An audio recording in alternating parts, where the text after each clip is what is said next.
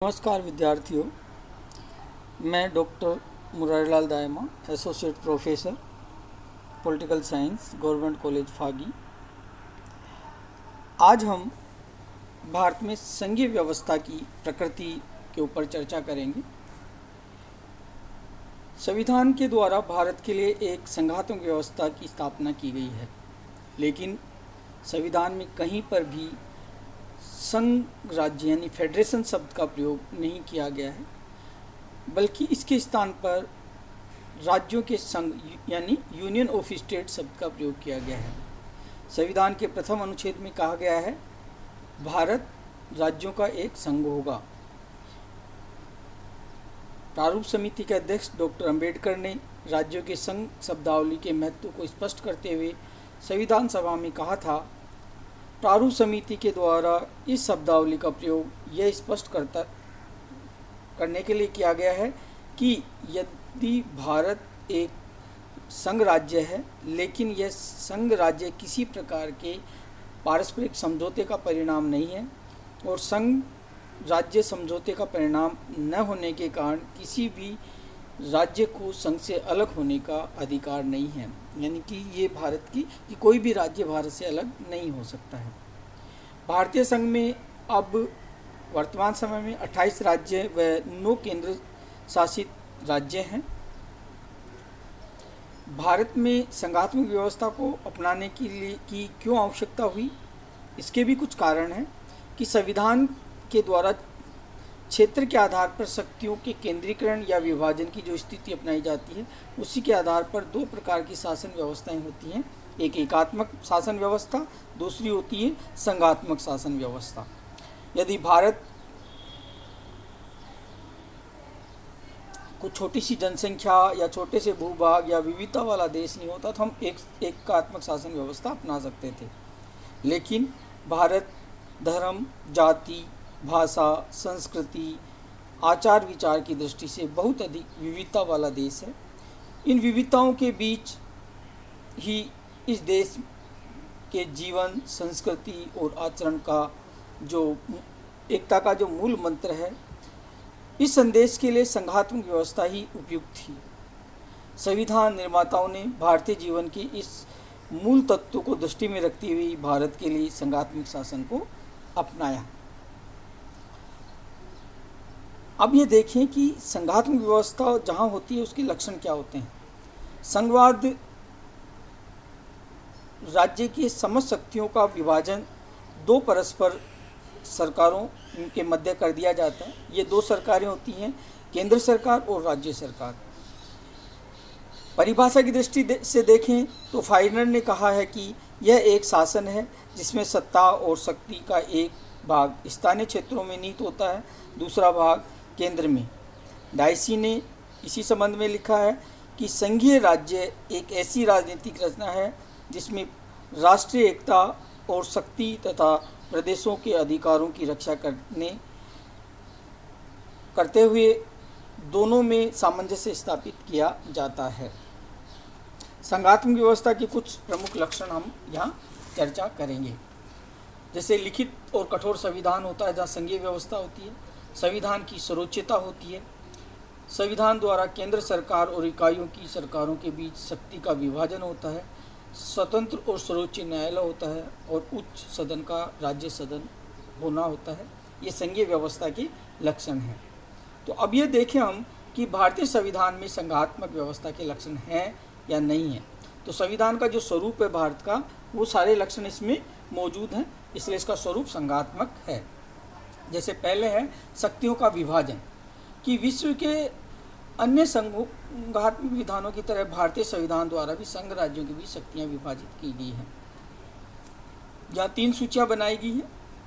संघ सूची में 47 विषय हैं, संघ सूची में 97 विषय हैं जिन पर संघीय संसद कानून बनाती है। राज्य सूची के 66 विषयों पर राज्य व्यवस्थापिकाएं कानून बनाती हैं और समृद्धि सूची के 47 विषयों पर संघ और राज्य दोनों को क्षेत्राधिकार प्राप्त है। संघ और राज्य सरकारों के बीच शक्ति विभाजन का उल्लेख भारतीय संविधान में अन्य किसी भी संघात्मक संविधान की तुलना में अधिक व्यापक रूप से किया गया है।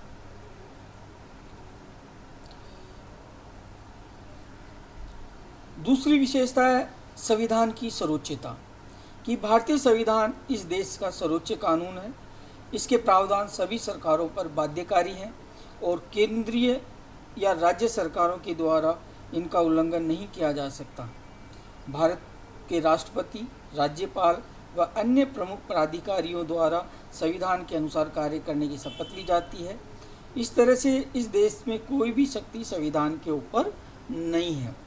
तीसरा लक्षण है संघात्मक व्यवस्था के भारत में स्वतंत्र न्यायपालिका, कि संविधान के द्वारा एक सर्वोच्च न्यायालय और राज्यों के लिए उच्च न्यायालयों की स्थापना की गई है, जिन्हें संघीय संसद या राज्यों की व्यवस्थापकों द्वारा पारित किसी भी ऐसे कानून को असंवैधानिक घोषित करने का अधिकार है जो संविधान के प्रावधानों के विरुद्ध होते हैं। इसे न्यायिक पुनरावलोकन की शक्ति कहते हैं। न्यायालय की यह व्यवस्था संघात्मक व्यवस्था का एक महत्वपूर्ण प्रबंध है। Doctor KV. राव के शब्दों में, इस दृष्टि से हमारा संविधान पूर्व सोई संघ या स्विट्जरलैंड के संविधान से अधिक संघात्मक है। चौथी विशेषता है लिखित और कठोर संविधान। भारतीय संविधान एक लिखित संविधान है और संविधान में संशोधन की दृष्टि से यह कठोर संविधान की श्रेणी में आता है, कि संविधान संशोधन की जो प्रक्रिया है उसमें साधारण कानूनों और संवैधानिक कानूनों में परिवर्तन का तरीका अलग है। संवैधानिक कानूनों में संशोधन में की प्रक्रिया में राज्यों की भी भूमिका यहाँ रहती है। पांचवी विशेषता है उच्च सदन का राज्य सदन होना, कि भारतीय संसद का उच्च सदन यानी कि राज्यसभा राज्यों का सदन है। यह राज्यों का प्रतिनिधित्व करता है। यद्यपि यह प्रतिनिधित्व राज्यों की समानता के सिद्धांत पर आधारित न होकर जनसंख्या के आधार पर इसमें हम प्रतिनिधि भेजते हैं। अमेरिका में समान है कि प्रत्येक इकाई 2 सदस्य वहाँ भेजती है, यानी कि वहाँ की सीनेट जो कि उच्च सदन है वो उसमें 100 सदस्य हैं। 50 राज्य हैं तो 100 सदस्य हैं। हमारे यहाँ 28 राज्य हैं लेकिन 250 सदस्य इसमें होते हैं। संविधान के उपयुक्त प्रावधानों के आधार पर यह कहा जा सकता है कि भारतीय संविधान एक पूर्ण संघात्मक व्यवस्था की स्थापना करता है। अब बात आती है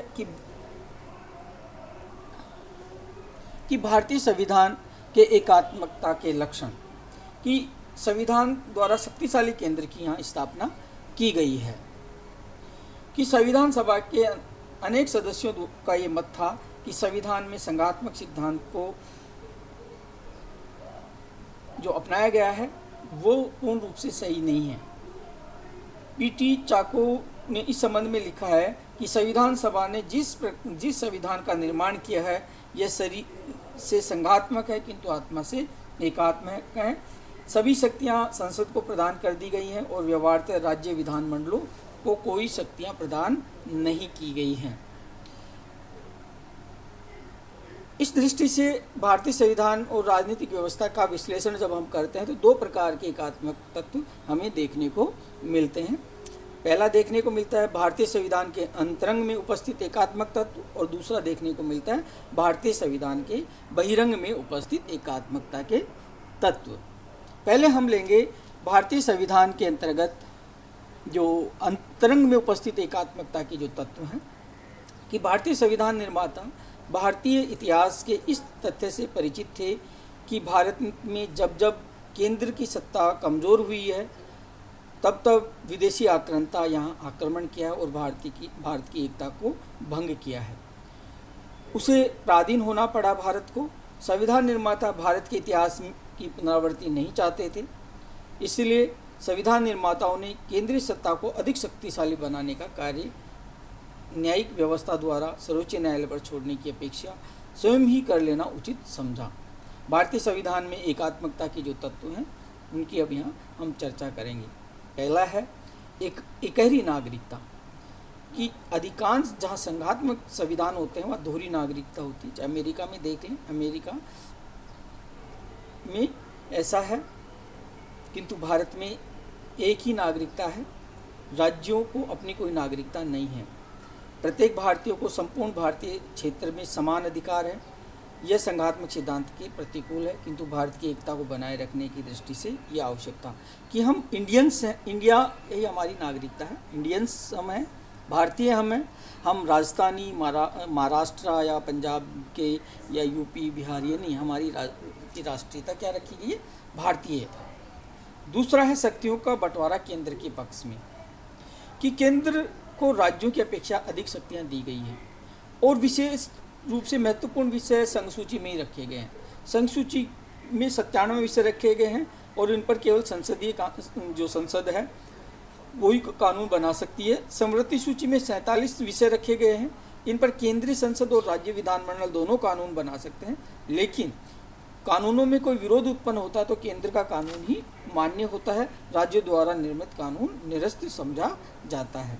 जहाँ तक राज्य सूची का संबंध है, सामान्य रूप से राज्य व्यवस्थापिका उन पर कानून बनाती है, परंतु कुछ विशेष परिस्थितियों में संसद इन विषयों पर भी कानून बना सकती है। अवशिष्ट शक्तियाँ भी केंद्र को प्राप्त है, न कि राज्यों को है। तो संविधान निर्माताओं ने देश में उस समय विद्यमान आर्थिक राजनीतिक परिस्थितियों को देखते हुए शक्तिशाली केंद्र सरकार की अनिवार्यता अनुभव की।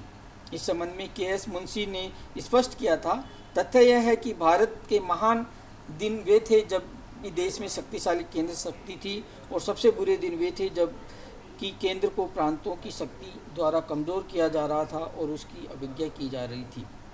डॉक्टर अंबेडकर ने स्पष्ट लिखा है, मैं सन 1935 के अधिनियम द्वारा स्थापित केंद्र से भी अधिक शक्तिशाली केंद्र की स्थापना के पक्ष में हूँ। इस प्रकार भारतीय संविधान ने एक अत्यंत शक्तिशाली केंद्र का निर्माण किया है। इन्हीं शक्तियों का बंटवारा केंद्र के पक्ष में है। तीसरा है संघ और राज्यों के लिए एक ही संविधान। प्रायः संघीय व्यवस्था में राज्यों के संविधान संघ से पृथक होते हैं, लेकिन भारत के संविधान के अंतर्गत संघ के संविधान के साथ साथ राज्यों के संविधान भी सम्मिलित हैं। भारतीय संघ की इकाइयों को अमेरिका के राज्यों की तरह या स्विट्जरलैंड की कैंटों की तरह अलग से संविधान निर्माण का अधिकार नहीं है। हमारा एक ही संविधान है, भारत का संविधान, राज्यों का अलग कोई संविधान नहीं है।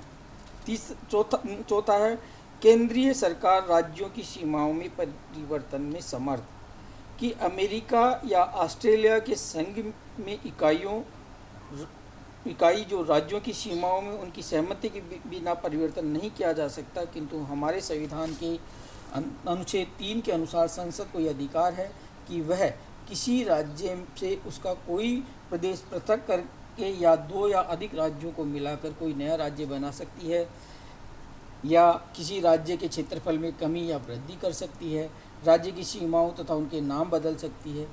इसके लिए यद्यपि राष्ट्रपति संबंधित राज्य के विधानमंडलों के विचार मालूम करते हैं, लेकिन इन विचारों को स्वीकार करना या न करना राष्ट्रपति की इच्छा पर निर्भर करता है। अभी हमने देखा कि जम्मू कश्मीर जो राज्य था उसे केंद्र शासित प्रदेश बना दिया गया, और तो उसकी सहमति लेना ये जरूरी नहीं है। पांचवा है एकीकृत न्याय व्यवस्था। भारतीय संघ में अमेरिका की तरह दोहरी न्याय व्यवस्था का प्रबंध नहीं किया गया है। यहाँ न्याय की एक ही व्यवस्था है। सर्वोच्च न्यायालय के बाद न्यायालयों का गठन एक पिरामिड के रूप में होता है। राज्यों के उच्च न्यायालयों का निर्णय और गठन संघीय सत्ता के द्वारा ही किया जाता है। छठा है एकात्मकता के लक्षणों में संकट काल में एकात्मक शासन, कि हमारे संविधान में राष्ट्रपति को अनुच्छेद 352, 356, 360 द्वारा संकट काल की घोषणा करने का अधिकार प्राप्त है। अनुच्छेद 352 के अंतर्गत राष्ट्रीय संकट काल के समय संसद को राज्य सूची में वर्णित सभी विषयों पर कानून बनाने और राज्यों पर सभी प्रकार के प्रशासकीय नियंत्रण प्राप्त हैं। अनुच्छेद 360 के अनुसार राष्ट्रपति वित्तीय संकट की घोषणा कर सकता है, और वित्तीय संकट की स्थिति में सभी राज्यों को वित्तीय व्यवस्था पर केंद्र सरकार का नियंत्रण स्थापित हो जाता है। वित्तीय संकट के समय राष्ट्रपति राज्यों के वित्त विधेयकों को भी अपनी मंजूरी के लिए मंगवा सकता है। राज्य में संवैधानिक संकट अनुच्छेद 356 के द्वारा, कि राज्य में संवैधानिक संकट के समय राज्यपाल केंद्रीय सरकार के एजेंट के रूप में राज्य का शासन संचालित करता है। संसद राज्य के लिए कानून बनाने का अधिकार रखती है। तो इस प्रकार से संकट काल में राज्य की जो स्वायत्ता है वो समाप्त हो जाती है और वो केंद्र के पास आ जाती है, एकात्मक राज्य बन जाता है। सातवां है महत्वपूर्ण विषयों के संबंध में एकीकृत व्यवस्था। अधिकांश संघ राज्यों में दोहरा कानून, दोहरी न्याय व्यवस्था, दोहरी उच्च नागरिक सेवाएं, दोहरी लेखा परीक्षण इत्यादि व्यवस्थाएं होती हैं, परंतु भारत में अखिल भारतीय प्रशासनिक सेवाएं हैं। अखिल भारतीय पुलिस सेवाओं की व्यवस्था की गई है। इन सेवाओं के सदस्य राज्यों में मुख्य प्रशासनिक पदों पर नियुक्त किए जाते हैं। राज्यसभा के 2/3 बहुमत से पारित संकल्प के द्वारा इन अखिल भारतीय सेवाओं की सेवाएं भी स्थापित की जा सकती हैं। भारत के नियंत्रण और महालेखा परीक्षक के अधीन भारत की लेखा परीक्षा तथा लेखा सेवा का आयोजन किया जाता है, जो एक केंद्रीय सेवा है, किंतु यह संघ के साथ साथ राज्यों की आय व्यय तथा लेखा परीक्षा कार्य का भी संपन्न करती है। इसी तरह से निर्वाचन आयोग की नियुक्ति राष्ट्रपति द्वारा की जाती है और आयोग संसद के साथ साथ राज्य विधानमंडलों का निर्वाचन भी संपन्न करवाता है। दीवानी तथा दंड संबंधी कानून संहिताबद्ध हैं और पूरे देश पर लागू होते हैं। उसकी एक रूपता कायम रखने के लिए उन्हें समृद्धि सूची में रखा गया है। आठवां विशेषता जो एकात्मकता की है वो ये है, राज्यों के राज्यपालों की नियुक्ति राष्ट्रपति द्वारा। भारतीय संघ के जो इकाइयाँ हैं, राज्यों में राज्यपाल की नियुक्ति राष्ट्रपति द्वारा की जाती है। राज्यपाल राष्ट्रपति के प्रसाद पर्यंत अपने पद पर रहता है। राज्यपाल केंद्र का प्रतिनिधि के रूप में कार्य करता है। राज्यपाल द्वारा इस तरह की से केंद्रीय सरकार का राज्यों पर प्रत्यक्ष स्थिति में पूर्ण नियंत्रण करता है। नवी विशेषता है आर्थिक दृष्टि से राज्यों की दुर्बल स्थिति, कि संविधान द्वारा वित्तीय दृष्टि से राज्य केंद्र सरकार पर निर्भर बना दिए गए हैं। केंद्र द्वारा राज्यों को विभिन्न प्रकार के अनुदान आदि दिए जाते हैं। इन आर्थिक सहायता के कारण केंद्र राज्यों पर छाया रहता है। आर्थिक क्षेत्र में आत्मनिर्भर न होने के कारण राज्यों की स्वायत्तता नाममात्र की रह गई है। हृदयनाथ कुंजर के अनुसार राज्यों की वित्तीय स्वायत्तता को वित्तीय आपात संबंधी उपबंधों से बड़ा धक्का पहुंचा है। 10वां है राज्यों को राज्यसभा में समान प्रतिनिधित्व नहीं, कि विश्व के अन्य संघों में प्राय उस सदन में छोटे बड़े सभी राज्यों को बराबर प्रतिनिधित्व दिया जाता है। अभी मैंने बताया अमेरिका में 50 राज्य हैं तो प्रत्येक राज्य को 2-2 सदस्य हैं, इसलिए सीनेट के सदस्यों की संख्या 100 रखी गई है। लेकिन भारत में 28 राज्य हैं, जनसंख्या के आधार पर वो प्रतिनिधि भेजते हैं। 11वां है राज्य विधानमंडल द्वारा पारित विधेयक राष्ट्रपति की स्वीकृति के लिए। वैसे तो सामान्य रूप से राज्य व्यवस्थापिकाएं अपने विधेयक राज्यपाल की स्वीकृति के बाद कानून बना लेती हैं, लेकिन कुछ विधेयकों ऐसे भी होते हैं जिन्हें राष्ट्रपति की स्वीकृति के लिए सुरक्षित रखना पड़ता है और उनकी स्वीकृति प्राप्त होने पर ही कानून बनाया जाता है। 12वां है अपेक्षाकृत सुपरिवर्तनशील संविधान, कि एकात्मक शासन प्रणाली में संविधान में संशोधन सरलता से किया जा सकता है। संविधान और साधारण कानून में अंतर नहीं किया जाता है। भारतीय संविधान में भी ऐसे अनेक अनुच्छेद हैं जिनका संशोधन संसद साधारण बहुमत से कर सकती है। और अंतिम है केंद्र द्वारा राज्यों के मतभेदों का निवारण, कि संघ तथा राज्यों के बीच अथवा 2 या 2 से अधिक राज्यों के बीच विवादों का निपटारा करने के लिए संघ की स्थिति महत्वपूर्ण है। केंद्रीय सरकार के पास समन्वयकारी यानी कि कोऑर्डिनेशन की शक्ति है। केंद्र सरकारी वित्त आयोग अंतर्राज्यीय तथा क्षेत्रीय परिषदों का गठन करती है। क्षेत्रीय परिषदों के माध्यम से केंद्र राज्य सरकारों की शक्तियों पर नियंत्रण रखती है। प्रत्येक क्षेत्रीय परिषद के अध्यक्ष के रूप में राष्ट्रपति एक केंद्रीय मंत्री को नियुक्त करता है। ये तो थी भारतीय संविधान के अंतरंग में उपस्थित एकात्मक तत्व। अब हम बात करेंगे भारतीय संविधान के बहिरंग यानी कि व्यवहारिक रूप से कैसे एकात्मक तत्व भारतीय संविधान में है, कि संवैधानिक प्रावधानों के अतिरिक्त भी कुछ ऐसी राजनीतिक तत्वों का उदय हुआ यानी कि विकास हुआ जो राजनीतिक व्यवस्था में हमें दिखाई देता है, जो एकात्मकता में वृद्धि करता है और जो केंद्रीकृत संघवाद का उदय करता है। उनमें है प्रधानमंत्री का चमत्कारी व्यक्तित्व। भारत में प्रधानमंत्री पद पर आसीन व्यक्ति का व्यक्तित्व सामान्यतः चमत्कारी और प्रभावशाली ही रहा है। पंडित जवाहरलाल नेहरू जैसे व्यक्तित्व वाले प्रधानमंत्री ने भारत को राजनीतिक स्थिरता और राष्ट्रीय दृष्टिकोण प्रदान किया।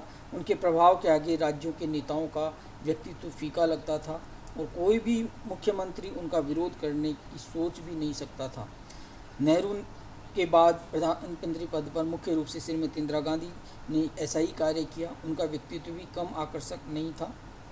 उनके राज्यों के मुख्यमंत्रियों की नियुक्ति भी कई बार प्रधानमंत्री की इच्छा से और उन नेताओं को राज्य की राजनीति से अलग होना पड़ता जिन्हें प्रधानमंत्री का विश्वास नहीं होता है। 1987 के बाद भारतीय राजनीति में यह तत्व अधिकांशतः विद्यमान नहीं रहा है, लेकिन वर्तमान 2014 से हम ये देख रहे हैं कि अभी प्रधानमंत्री जो नरेंद्र मोदी है वो कुछ वैसा ही करने का प्रयास कर रहे हैं। दूसरा है योजना आयोग, जिसे आजकल नीति आयोग कहा जाता है।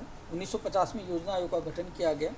योजना आयोग को देश के सर्वांगीण विकास के संदर्भ में महत्वपूर्ण कार्य सौंपे गए हैं। योजना आयोग के महत्व के संदर्भ में ही प्रधानमंत्री आयोग का अध्यक्ष होता है। व्यवहार में आयोग ने संविधान और शासन दोनों को ही विशेष रूप से प्रभावित किया है। अशोक चंदा ने आयोग के महत्व को स्पष्ट करते हुए उसके महत्व को बताया है कि आर्थिक मंत्रिमंडल है। यानी अशोक चंदा ने इसे आयोग को क्या कहा है? आर्थिक मंत्रिमंडल। राज्य सरकारों ने तो वित्तीय सहायता और आर्थिक परामर्श के लिए आयोग पर निर्भर है। के संस्थान ने लिखा है कि इस समूची नियोजन व्यवस्था ने नीति और वित्त संबंधी सभी मामलों में राज्यों की स्वायत्ता को एक तरह से छाया का रूप प्रदान किया है। ग्रेन्यूल लास्टी लिखते हैं, भारतीय संघवाद के अंतर्गत नियोजन का केंद्रीकृत प्रभाव रहा है। तीसरा है राष्ट्रीय विकास परिषद। योजना आयोग की भांति राष्ट्रीय विकास परिषद भी देश में आर्थिक नीतियों के निर्धारण में अत्यधिक प्रभावशाली निकाय है। आयोग के ही समान यह परिषद भी संविधान की उपज नहीं है। इसका लक्ष्य योजना आयोग केंद्र सरकार तथा राज्य सरकारों के मध्य सामंजस्य बनाए रखना है। राष्ट्रीय विकास परिषद योजना व्यवस्था की शीर्ष यानी कि उच्च संस्था है। योजना आयोग द्वारा निर्मित एक राष्ट्रीय विकास परिषद द्वारा स्वीकृत योजना विकास का एक शासकीय कार्यक्रम बन जाती है। इसी कारण के संस्थान ने इसे भारतीय संघ की सर्वोच्च मंत्रिपरिषद भी कहा है। अब व्यवहार में राज्यों के योजनाओं संबंधी निर्णय राष्ट्रीय विकास परिषद में लिए जाते हैं, जिससे राज्यों की स्थिति केंद्र सरकार के एजेंट के समतुल्य रह गई है। चौथा है मुख्यमंत्री पर भ्रष्ट आचरण के आरोप और जांच में केंद्रीय एजेंसियों की भूमिका। कि मुख्यमंत्री और मंत्रियों पर भ्रष्टाचार के आरोप हैं, जिनकी जांच केंद्रीय जांच ब्यूरो यानी सीबीआई जैसी एजेंसियों द्वारा की जाती है। इन जांच एजेंसियों पर केंद्र सरकार का प्रत्यक्ष नियंत्रण होता है, तो जिससे वो राज्यों को कंट्रोल करती हैं, जो इस समय हमें देखने को बहुत अच्छे से मिल रहा है। इसके अतिरिक्त समय समय पर ऐसी अनेक राजनीतिक स्थितियाँ जन्म लेती हैं जिनके एक आधार पर केंद्र सरकार राज्य सरकारों को न केवल प्रभावित बल्कि नियंत्रण भी करती है। केंद्र सरकार और प्रधानमंत्री पदधारी के पास कृपा की शक्तियाँ बहुत अधिक महत्वपूर्ण होती हैं। इन सब के अलावा भारतीय राजनीति में बहुत लंबे समय तक एकदलीय प्रभुत्व की स्थिति भी हमने देखने को मिली। एकदलीय प्रभुत्व ने केंद्र सरकार की शक्तियों में वृद्धि की एक प्रमुख एकात्मक तत्व कार्यक्रम किया, लेकिन वर्तमान समय में तो एकदलीय चुनाव की स्थिति पूर्णतः समाप्त हो गई थी, लेकिन अब वापस एकदलीयता की तरफ हम बढ़ रहे हैं। तो संविधान के बहिरंग में उपस्थित एकात्मक तत्व की प्रभावशालीता व्यवहारिक राजनीति की परिस्थितियों पर निर्भर करती है। डी बसु का मत है कि भारतीय संविधान न तो नितांत संघात्मक है और न ही एकात्मक है, बल्कि यह दोनों का मिश्रण है। ये एक अनुपम प्रकार के मिश्रित शासन प्रणाली है। तो डॉक्टर अंबेडकर ने भी इसे स्वीकार किया। संविधान को संघात्मकता के कठोर ढांचे में नहीं ढाला गया है। तो ये हमने संघात्मक व्यवस्था की प्रकृति की बात की। अगली क्लास में हम जो बात करेंगे वो करेंगे संघ राज्य संबंधों की। धन्यवाद।